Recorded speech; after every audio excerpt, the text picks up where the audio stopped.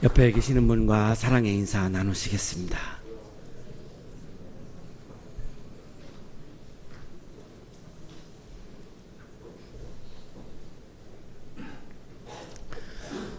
존 웨슬리는 영국의 국교인, 영국의 성공의 사제였습니다. 세상을 떠날 때까지 끝까지 영국 성공의 사제의 신분을 유지를 했고요. 이분이 어떤 교단을 만들어서 교단장이 된다든지 이렇게 한 적은 전혀 없습니다. 단지 이분이 추구했던 것은 당시의 성공회가 형식과 타성에 너무 젖어서 이제 계속 침체해 가니까 이 성공회를 개혁하기 위해서 성공회 안에서 개혁 운동으로서 감리교 운동이라고 하는 그런 운동을 펼쳤던 그런 분입니다. 1735년 10월 14일 날 32살 때에 북미 조지아주 선교사로 가게 됩니다.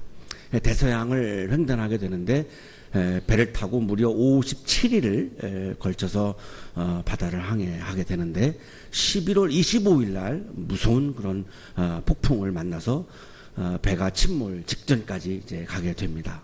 모든 사람들이 겁에 질려 있었고 그런데 한편에 모라비안 교도들, 대개 독일 분들이었는데요. 이 모라비안 교도들은 전혀 그 폭풍 앞에서 동요를 하지 않았습니다. 그리고 동그랗게 앉아서 모여서 전혀 두려움 없이 기도하고 그리고 찬양을 하는 그런 모습을 목격을 하게 됩니다. 근데 자기는 사실 사제인데요. 성공의 사제인데 자기는 그 마음속에 두려움이 굉장히 많았습니다. 근데 전혀 두려워하지 않는 이분들을 보면서 굉장한 이제 자괴감을 느끼게 되죠. 내가 정말로 믿음이 굉장히 약한 사람이구나. 이분들에 비하면 나는 정말로 이건 믿음도 없는 사람이구나. 내가 사제이지만 난 정말로 내 믿음은 아무것도 아니구나 라고 하는 그런 자괴감을 느끼게 됩니다. 그 당시 심경을 일기에다가 이렇게 적어 놓았습니다. 영국 사람 사이에서는 귀를 찢을 듯한 비명이 터져 나왔다. 그러나 독일 사람들은 조용히 계속하여 시편을 낭송하였다. 성공의 신도들은 비명을 저질렀고 모라비안 교도들은 조용히 시편을 낭송했다. 지금 이렇게 말하고 있는 거죠. 나는 후에 그들 중 한 사람에게 물었다. 당신은 두렵지 않았습니까? 그래서 그는 아니요. 하나님께 감사할 따름입니다 하고 대답하는 것이었다. 나는 다시 물었다. 그렇지만 당신네의 부인들과 어린이들은 두려워하지 않았습니까? 그는 부드럽게 대답하였다. 아니요. 우리네 부인들과 어린이들은 죽음을 두려워하지 않습니다. 이 이야기를 들으면서 내가 믿음이 너무 약한 사람이다 라고 하는 것을 깨닫게 된 거죠. 우리 한국 교회에서도 목사, 장로, 권사, 집사 이런 직분에 의해서 믿음이 좋다 약하다를 판단하는 기준으로 삼기도 하고요. 교회에 헌금을 얼마 했는가 또 봉사를 얼마나 많이 하는가를 가지고 믿음이 좋냐 약하냐를 판단을 하는 기준이 상당히 팽배해 있는 것이 사실인데요. 존 웨슬리는 이 경험을 통해서 그렇게 보지 않습니다. 내가 세상을 두려워하고 있다면 내가 목사여도 내가 믿음이 약한 거고 내가 하나님에 대한 믿음이 강해서 내가 세상을 두려워하지 않는다면 직분이 없는 사람이라 할지라도 그 사람은 믿음이 좋은 사람이다. 이렇게 보고 있는 거죠. 저는 이 웨슬리의 관점에 전적으로 동의합니다. 그러고 나서 일기에다가 이렇게 적어놓았습니다. 두려움에 사로잡히는 죄를 지으니. 죄가 뭐냐? 한국교회에서는 죄 그러면 막 나오는 것들이 항목들이 있습니다만 존 웨슬리는 죄가 뭐냐? 두려워하는 것이 죄다 이렇게 말합니다. 두려움에 사로잡히는 죄를 지으니 마지막을 고할 때 바닷가에서 죽으리라. 왜 존 웨슬리는 두려움을 죄라고 말할까요? 두려워한다라고 하는 것은 내가 하나님을 바라보지 못한다라고 하는 것과 같은 말이죠. 폭풍을 두려워했다라고 하는 것은 하나님을 내가 폭풍만을 바라보고 하나님을 보지 못하고 있다라고 하는 것이기 때문에 하나님을 바라보지 못하는 게 그것이 죄지. 무엇이 죄입니까? 하나님을 바라보지 못하고 하나님을 믿지 못하고 하나님을 의지하지 않고 하나님을 신뢰하지 않기 때문에 폭풍을 두려워하는 거니까 두려워하는 것이 죄다 이렇게 지금 고백을 하고 있는 거죠. 죄에 대한 사실 개념이 굉장히 많이 우리 한국 교회는 바꿔야 되는 그런 상황에 있다라고 그렇게 보여지는데요. 이 죄를 자꾸만 다른 거로 몰아가니까 정작 하나님을 바라보지 않고 하나님을 믿지 않고 하나님을 신뢰하지 않으면서 신분이나 직분이나 뭐 봉사활동 시간이나 이런 걸 가지고 평가를 하다가 보니까 정작 우리들의 마음속에는 하나님을 믿고 의지하고 신뢰하는 마음이 자꾸만 사라져 가기 때문에 우리들의 영성이 지금 추락하고 있는 상황에 직면하고 있는 것이죠. 하나님을 바라보지 못하고 신뢰하지 못하고 믿지 못하고 두려워하는 이런 신앙을 존 웨슬리는 1741년에 옥스퍼드에서 옥스퍼드 대학에서 공부를 했는데요. 이분이 옥스퍼드에서 행했던 설교 중에 설교 제목이 명목상의 그리스도인이라고 하는 제목으로 설교를 했는데요. 이렇게 하나님을 신뢰하지 못하고 하나님을 믿지 못하고 세상을 두려워하는 것을 가리켜서 명목상의 그리스도인이다 이렇게 불렀습니다. 1791년 3월 1일 화요일 마지막 힘을 다해서 찬송을 불렀습니다. 그 찬송의 가사가 이렇습니다. 모든 영광은 하늘에 계신 하나님께, 그리고 땅 위에는 평화가 깃들고. 대서양 배 안에서 그렇게 두려워했던 존 웨슬리가 지금을 보면 굉장히 평화가 충만하고 평화가 가득한 모습을 우리에게 지금 보여주고 있습니다. 무엇이 두려움을 평화로 바꾸었을까? 하나님이 함께 계시는 것을 믿으면서, 하나님이 나와 함께 계시는 것을 믿으면서, 신뢰하면서, 하나님이 나와 함께 있는 것을 확신하면서 그는 조금씩 그 두려움이 평화로 바뀌어 가기 시작했습니다. 유언과 같은 그런 말을 이렇게 남깁니다. 무엇보다 가장 좋은 것은 하나님이 우리와 함께 계시는 것이다. 이것이 영성입니다. 내가 하나님과 함께 있는 것을 내가 가장 즐거워하고, 내가 하나님과 함께 있는 것을 가장 기뻐하고, 내가 하나님과 함께 있는 것을 가장 영광스러워하는 것, 이것을 우리는 영성이라고 부릅니다. 하나님이 나에게 무언가를 주어서 기쁜 거하고는 비교도 되지 않는, 하나님과 내가 함께 있기 때문에 내가 기쁜 것. 애인이 나에게 무엇을 주는 것을 기뻐하는 것보다 애인이 나와 그냥 함께 있는 것만으로도 기뻐하는 것을 진정한 사랑이라고 말할 수 있는데, 하나님과 나와의 사랑도 마찬가지입니다. 하나님이 나에게 뭘 주시든 안 주시든 하나님과 나와 함께 있는 것이 나에게 가장 좋은 것이다. 이 믿음이 존 웨슬리의 마음에 있었던 세상을 향한 두려움을 평화로 바꾸었던 것이죠. 이것이 신앙생활의 목표이고, 이것이 신앙생활의 본질이고, 이것이 신앙생활의 핵심입니다. 1791년 3월 2일 수요일 아침 10시에 주변에 있는 분들에게 안녕히라고 말했습니다. 굉장히 평온한 가운데 안녕히 굿바이 이렇게 말했습니다. 작별 인사를 하고 주님의 품에 안겼습니다. 그때 나이가 88세였습니다. 마지막까지 이분은 어떤 교단을 만드는 교단 정치가가 아니고 정말로 영성의 본질을 우리에게 보여주었던 그런 분이었습니다. 오늘의 성소일과는 우리가 살아가면서 세상에서 여러 가지 많은 폭풍이 불어오고 여러 가지 내 존재를 흔들고 나의 삶의 터전을 흔드는 그런 거센 바람이 불어오는 것이 우리들의 인생입니다. 그때 우리가 기도하면서 하나님 나에게 그 폭풍이 오지 않게 해주세요라고 기도하는 것이 영성이 아니라, 아무리 나에게 폭풍이 불어온다 할지라도 내가 하나님을 바라보고 하나님을 신뢰하고 하나님을 의지하면서 그 폭풍을 두려워하지 않는 것, 이것이 진정한 믿음이요 진정한 영성임을 우리에게 말씀해 주고 있는 그런 본문입니다. 주전 7세기 말에서 6세기 초에는 이스라엘의 남왕국을 통치했던 왕들이 이렇게 전개가 됩니다. 므낫세, 아몬, 요시야, 여호아스, 여호와김, 여호와긴, 시드기야 이렇게 전개가 되는데요. 므낫세와 아몬은 친아시리아 정책을 펼쳤습니다. 외교 정책이죠. 요시야는 반아시리아 정책을 펼치면서 아시리아와 싸움까지 했습니다. 그러다가 전사를 하죠. 굉장히 용감한 왕이었습니다. 그리고 나서 여호아스는 반이집트라고 하는 말은 한편으로는 당시의 강대국이었던 바벨론 쪽에 이제 의지하고 있는, 그렇게 우리가 이해하면 되겠는데요. 그리고 여호와김은 반이집트 정책을 피다가 이집트에 의해서 여호아스는 폐위를 당합니다.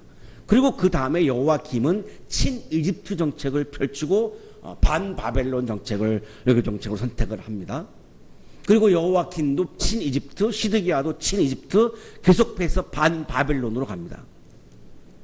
여호와김이 친이집트 정책을 피다가 바벨론을 견제하려고 했는데 바벨론이 이제 1차 침공을 해왔고 주전 598년에 여호와김이 바벨론에 의해서 사망을 하고 맙니다. 그리고 여호와김도 역시 친이집트 정책이었는데요. 반바벨론이죠. 즉위 3개월 만에 바벨론 포로로 끌려갑니다. 느부갓네살의 군대가 처음으로 이제 예루살렘 성에 직접 입성을 했죠. 그게 주전 597년입니다.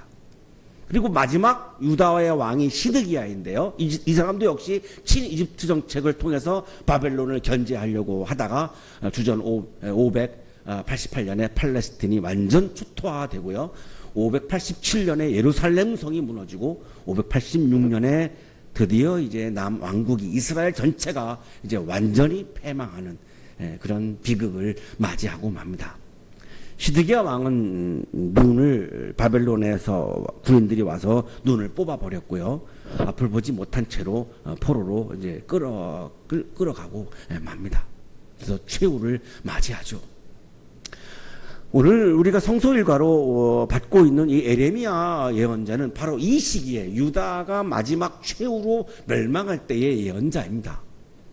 성전 설교가입니다. 성전에서 성전 설교를 하는 그런 예언자인데요.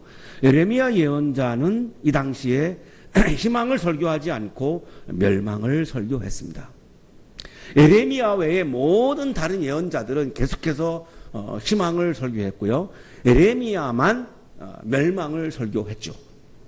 눈물을 흘리면서 이렇게 가면 우리가 망한다라고 하나님을 의지하지 않고 바벨론이냐 이집트냐 이렇게 자꾸 외세를 의지한다면 우리나라는 망한다라고 눈물을 흘리면서 설교를 했던 것입니다. 그래서 눈물의 예언자라고 하는 별칭이 붙었을 정도로 설교할 때마다 그렇게 울었던 거죠.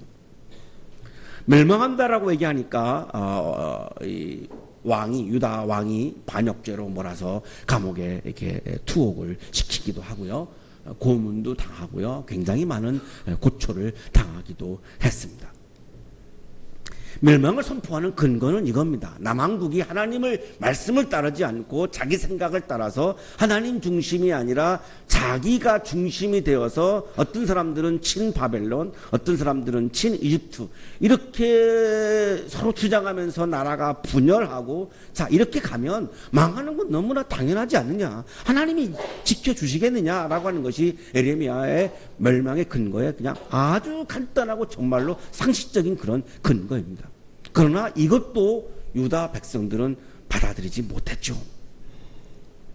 그러니까 다른 예언자들은 싫어하니까, 청중들이 싫어하니까 청중들이 좋아하는 말을 하려고 했고, 그 청중들이 좋아하는 말은 희망을 얘기하는 거였던 거죠. 그러나 예레미야 입장에 봤을 때는 두려움을 사람들에게 굉장히 두려워했다라고 하는 걸 우리에게 보여줍니다. 두려워서 이걸 안 하려고 했습니다. 아예 예언자를 하려고 하지 않았습니다. 왜냐하면 너무나 두렵죠. 그 많은 사람들에게 싫어하는 말을 해야 되는데 멸망한다라고 하는 말을 얼마나 싫어하겠습니까? 왕부터. 그 말을 하는 게 너무나 무섭고 두려워서 안 하려고 했습니다. 그러나 하나님의 말씀을 내가 왜곡할 수는 없기 때문에 그래서 멸망을 얘기할 수밖에 없었던 거죠. 주님께서 나에게 말씀하셨다. 자, 에레미야가 이렇게 말씀하는 거죠. 하나님이 나에게 말씀하셨다. 내가 남한국이 멸망한다라고 말을 하는 거는 내 말이 아니고 하나님이 나에게 이렇게 말씀을 하셔서 나는 이 말씀을 그대로 얘기할 수밖에 없다. 이렇게 말씀하는 거죠. 여러분이 내 말을 들으러 온 것이 아니라 하나님의 말씀을 들으러 왔는데 지금 내가 하나님의 말씀을 왜곡하고 각색해서 내 말을 할 수는 없지 않습니까? 지금 이렇게 말하는 거죠.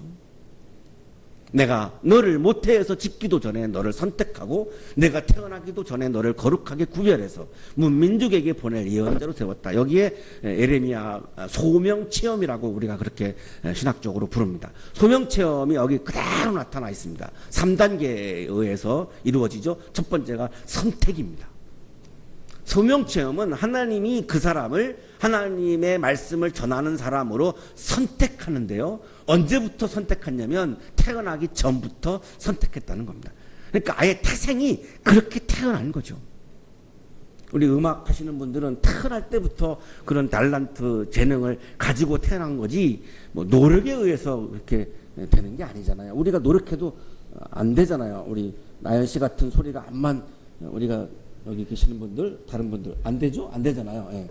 이게 타고나는 것처럼 이 소명, 하나님의 말씀을 전하는 이 소명은 엄마 뱃속에서 태어날 때부터 이미 정했다는 겁니다. 하나님이 그렇게 정했다라는 것을 말씀하고 있죠. 두 번째가 이제 구별했다라고 하는 건데 여기 오해가 있습니다. 히크다시티카라고 하는 히브리어인데요. 전혀 이거는 우월감하고 관계가 없습니다. 한국교회에서는 거룩하다 그러면은 자꾸 우월감으로 갑니다. 내가 구별된 사람이다 그러면 나는 우월한 사람이잖아. 자꾸 내가 목사니까 나는 우월하잖아. 내가 믿음이 우월하잖아. 내가 장로니까 내가 믿음이 우월하잖아. 자꾸 우월감으로 가는데요. 전혀 우월감하고는 아무 관계가 없는 말입니다. 여기 하나님이 거룩하게 구별했다라고 하는 말은 박동현 교수의 주석의 도움을 좀 받겠습니다. 구약성서에서 거룩하다 함은 사람이나 물건이 나날의 쓰임새에서 벗어나 하나님이 쓰시는 것으로 되어 있음을 뜻한다. 그 근거는 쓰임을 받는 사람의 어떠한 품성이나 기질이나 신앙에 있다기보다는 오로지 그저 스스로 좋으신 대로 아무개를 뽑아 쓰시는 야훼 하나님께 있다. 우리가 직장에서 사람을 선택할 때는 그 사람의 품성이나 그 사람의 실력이나 그 사람의 능력이나 이런 거를 보고 뽑는 것은 너무나 당연한 겁니다. 그러나 하나님의 말씀을 전하는 사람은 엄마 뱃속 이전부터 선택했다고 했기 때문에 태어난 다음에 그 사람이 보여주고 있는 품성이나 실력이나 그 사람의 신앙조차도 하나님이 그 사람을 선택하는 기준하고는 아무 관계가 없다는 것입니다. 그냥 하나님의 선택 그 자체가 그냥 거룩한 거지 하나님이 그 사람의 무엇을 평가해서 선택하는 것이 아님을 말씀하는 겁니다. 저는 이거를 동의할 수밖에 없는 게요. 제가 가지고 있는 성품이나 제가 가지고 있는 신앙이나 제가 가지고 있는 능력으로 본다면 저는 목사를 할 수가 없습니다. 불가능합니다. 근데 제가 목사를 하고 있는 것은 하나님이 그거를 보고 저를 선택한 것이 아니라 알 수는 없습니다. 그냥 신비입니다만 엄마 뱃속에서부터 이미 저를 그렇게 선택했기 때문에 제가 목사의 길을 걸어가고 있는 거지 제가 원했던 길은 저는 음악가의 길이었습니다. 그런데 저는 지금 목사의 길을 걸어가고 있어요. 이렇게 믿음이 부족한 사람이 이렇게 성품도 안 좋은 사람이 그거는 그거와 관계없음을 분명히 하나님께서 보여주고 있는 건데요. 그게 거룩하다라고 하는 거지 전혀 저의 가지고 있는 능력의 우월감, 믿음의 우월감하고는 아무 관계가 없다는 것입니다. 하나님께서 쓰시는 것 자체를 거룩하다고 하신 거지 그 사람이 가지고 있는 능력, 우월한 이런 거를 거룩하다라고 말씀하신 것이 아니라는 겁니다. 세 번째, 문민족에게 보낼 예언자로 세웠는데요. 하나님은 예레미야를 특정한 사람이나 특정한 그룹이나 특정한 나라를 위해서가 아니라 모든 사람들을 위한 설교자로 세웠다는 것입니다. 따라서 하나님의 말씀을 전하는 사람은 사적인 집단을 위한 사람이 아니라 모든 사람을 위한 공적인 사람입니다. 그래서 교회를 사유화하면 안 되는 것이고 목사가 공적인 것보다 사적인 것을 더 내세워서는 안 되는 겁니다. 분명한 거죠. 하나님이 공적인 사람으로 세운 거지 사적으로 세운 것이 아니기 때문에 사적인 것을 공적인 것보다 우선하면 그것은 하나님의 말씀을 맡은 사람의 자격이 안 되는 거죠. 이 세 가지가 예레미야가 했던 소명 체험인데요. 예레미야 그거 하기 싫었습니다. 아닙니다. 주여, 나의 하나님, 저는 말을 잘할 줄 모릅니다. 저는 아직 너무 어립니다. 부담스러웠던 거죠. 왜냐하면 많은 사람들이 이거를 싫어할 것이 분명하고요. 지금 나라가 패망 앞에 있는데 그 무서운 상황 앞에서 설교를 하고 싶지 않은 거죠. 그래서 막 부정하는 거죠. 히브리어 성서는 6절이 이렇게 되어 있습니다. 아도나이 야훼, 주님 하나님, 탄식하는 그런 톤이죠. 탄식하는 겁니다. 나라가 멸망하는 것 때문에 지금 탄식하고 있는 것이고, 이 나라가 멸망하는 앞에서 내가 설교를 해야 된다. 이것도 지금 이 사람에게는 탄식거리예요. 이걸 나보고 어떻게 하라고요? 사람들은 전혀 하나님을 의지하지 않고 있고, 신앙은 다 무너져 있고, 사람들의 성품은 막 그러니까 사나워져 있죠. 굉장히 예민하죠. 나라가 망하기 직전인데 얼마나 사람들의 막 이 상품이 막 사나워져 있겠습니까? 분노가 막 분출하고 있고, 이런 상황에서 말씀을 전한다? 그들이 듣겠습니까? 두려운 거죠. 예언자가 되어서 하나님의 말씀을 전하는 것을 피하고 싶었던 거죠.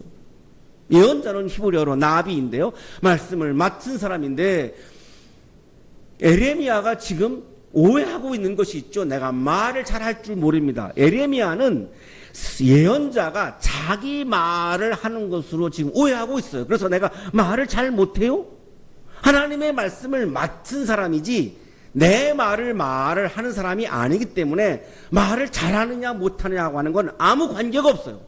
하나님의 말씀을 잘 맡아서 하나님의 말씀을 그대로 전달하는 사람이지, 내가 말주변이 좋아서 언변이 좋아서 내가 내 생각을 잘 표현하고 사람들에게 잘 소통하는 사람이 전혀 아닌데, 에레미야는 내가 내 생각을 사람들에게 잘 전달해서 사람들이 잘 받아들이게 하는 사람으로 오해했고, 이 하나님의 말씀을 전하는 것을 내 일로 오해했기 때문에 저는 잘 말을 못해요. 저는 아직 어려워요. 나는 참 능력이 없어요. 지금 이렇게 말하고 있는 겁니다.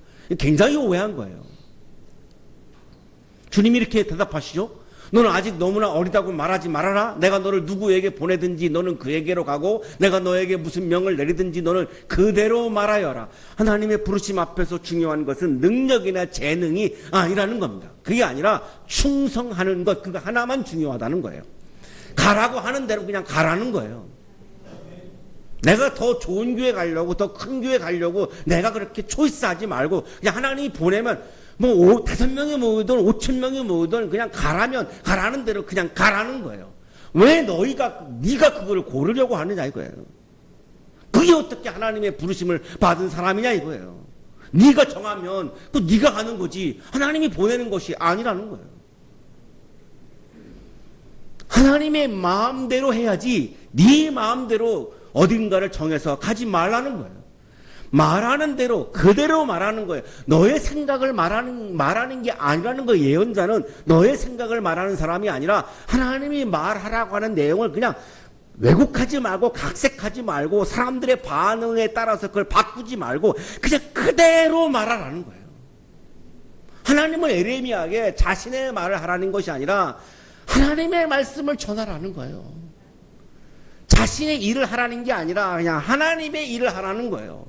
하나님의 부르심에 따라서 가라고 하는데 가서 말하라는 대로 그냥 말하고 그 결과에 대해서는 중요하지 않다는 거예요. 그래서 교인이 늘었느냐 줄었느냐 전혀 중요하지 않다는 거예요. 그게 하나님의 부르심 앞에 정말 충성했느냐 이게 중요한 거지 그 결과가 전혀 중요하지 않다는 거예요. 충성이 중요한 거지 그 사람의 능력이나 결과가 전혀 중요하지 않다는 거예요. 청중들이 말씀을 잘 받아들이지 않으면 위험하죠. 잘릴 수도 있고 쫓겨날 수도 있고 얼마나 위험하겠습니까? 저항이 나올 수도 있고 굉장히 위험한 게 많죠. 아무리 그래도 그냥 말하라는 대로 말하라는 거예요. 자신의 이익과 교회의 이익과 자신의 인기와 자기의 이 자리 때문에 그걸 염려하고 걱정하면서 하나님이 말씀하라는 거를 그대로 말하지 않고 바꿔서 말하지 말라는 거예요. 자신의 말을 하는 것은 하나님의 부르심을 따르는 것이 아니라는 거죠. 하나님께서 말하는 대로 그냥 말해야 그 말씀 속에 신적인 권능이 있지 그걸 바꾸어서 말해버리면 그 말씀 속에는 이미 영적인 파워나 신적인 권능은 다 사라져버린 그냥 인간의 말로 추락하고 만다는 거예요. 한국교회의 추락은 말씀의 추락이고, 그 말씀의 추락은 그 말씀 속에 이미 신적 권능을 상실했음을 우리에게 보여주고 있는 거예요.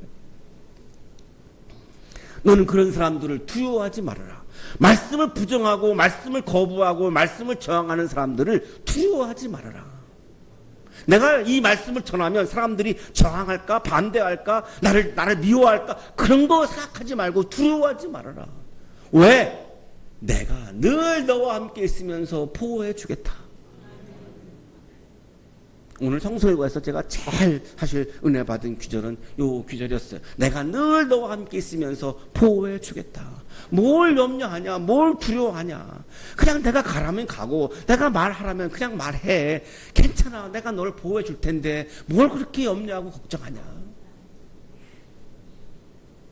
여러분에게 주시는 말씀이죠. 내가 너와 늘 함께 있으면서 보호해 주겠다. 질병 때문에 염려하지 마시고, 인간관계 때문에 염려하지 마시고, 뭐 여러 가지 뭐 때문에 염려하지 마시고. 왜? 하나님이 나를 보호해 주신다. 이 말을 믿으라는 거예요. 믿으라는 거예요. 왜 이 말을 못 믿냐 이거예요. 에레미야는 사람들을 두려워하고 있었어요. 하나님을 믿지 못하기 때문에 사람들을 두려워하는 거죠. 그래서 두려움은 불신앙이고 죄인 거고, 존 웨슬리가 그래서 두려움은 죄라고 얘기한 거죠. 사람들을 두려워하면 하나님의 말씀을 그대로 말하지 않고 하나님의 말씀을 왜곡하게 돼요. 사람들의 비유를 맞추면, 사람들의 선호들을 맞추면 당연히 말씀을 왜곡할 수밖에 없어요. 그거는 내가 너와 함께 있으면서 보호해 주겠다라고 하는 말씀을 못 믿기 때문에 그러는 거죠. 때가 찼다, 하나님의 나라 가까이 왔다, 회개하여라, 복음을 믿어라. 예수님의 첫 설교입니다. 첫 설교를 통해서 예수님은 분명히 복음을 이렇게 정의하셨죠. 복음이 뭐냐? 하나님의 나라가 가까이 왔다가 복음이다. 이거를 믿어라. 자, 그러나 한국교회는 복음에 대한 예수님의 정의를 바꿨습니다. 영혼 구원, 교회 성장. 하나님의 말씀을 그대로 말하고 있지 않아요. 예수님이 한 번도 표현하신 적이 없는 영혼 구원, 교회 성장, 성경에 한 번도 등장하지 않는 이런 용어로 복음을 바꾸어 버렸어요. 하나님의 말씀을 그대로 말하고 있지 않는 하나의 샘플이에요. 분명히 예수님이 직접 첫 설교를 통해서 복음이 뭐냐? 하나님 나라가 가까이 왔다가 복음이다. 이렇게 말씀하신 거를 왜 그거를 바꿀까요? 영혼 구원과 교회 성장으로. 하나님의 나라가 오는 게 부담스러운 거 아닐까요? 그런 다음에 주님께서 손을 내밀어서 내 입에 대시고 내게 말씀하셨다. 내가 내 말을 내 입에 맡긴다. 네. 자, 완전히 이건 정말 상징행위 퍼포먼스를 통해서 에레미야에게 내가 하는 거는, 내가 선택한 이유는 내 말을 맡기기 위한 사람이다. 요게 전부다. 더 거룩하고 뭐 더 우월하고 뭐 더 믿음이 좋고 이런 건 아무 관계 없고 그냥 내 말을 맡긴 사람 그 하나다. 이거를 지금 확실하게 지금 이 퍼포먼스를 통해서 지금 보여주고 계시는 거죠. 내 말을 맡긴 게 전부인데 그 맡긴 말을 그대로 말하지 않고 그 말을 바꾸어서 말한다고 한다면 하나님이 말씀을 맡긴 거에 대해서 에레미야는 거절을 하는 게 돼버리죠. 하나님을 모독하는 게 돼버리죠. 하나님께서 맡긴 거를 감히 어떻게 자기가 바꿀 수가 있습니까? 똑똑히 보아라. 오늘 내가 문민족과 나라들 위에 너를 세우고 내가 그것들을 뽑으며 허물며 멸망시키며 파괴하며 세우며 심게 하였다. 하나님의 말씀을 그대로 말하면 그 말씀에는 신적 권능이 있어요. 하나님의 능력이 있어요. 하나님의 능력이 그 말씀 속에 살아있어요. 그러면 그 말씀이 역사를 뽑아버리는 힘까지 있어요. 역사를 허물 수도 있어요. 지금 하나님이 유대를 허물고 있는 거지 바벨론이 허물고 있는 게 아니라는 거예요.